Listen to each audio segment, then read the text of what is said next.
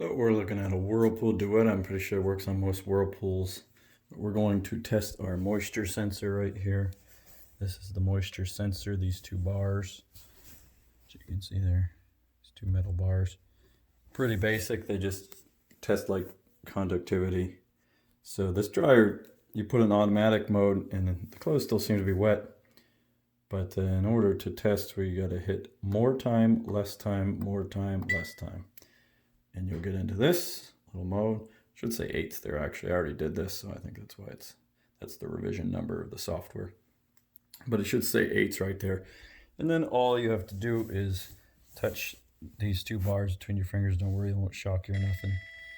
And then you should hear a beep. So see, I'm just touching the two bars. You can also use a damp cloth if you don't want to use your fingers. But when you touch it, you'll hear that noise.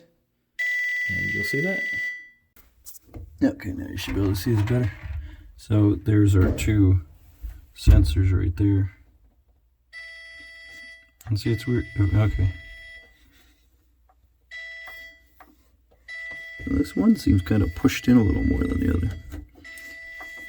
But basically the clothes just keep going across here and then hitting this, and it just measures it every so many seconds to see if there's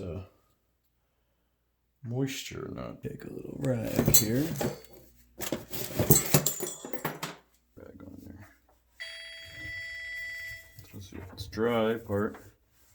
We get nothing. This one part's wet. Wet part gets it. So there you go. That's all that thing does. They're really pretty hard to break them, but that'll test if your sensor's working. Apparently my sensor is working, so I don't know what the problem is then.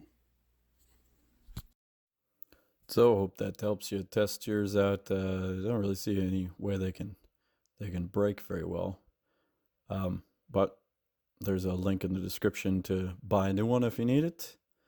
So like, subscribe, all that good stuff. Comment if you got any questions, and have fun.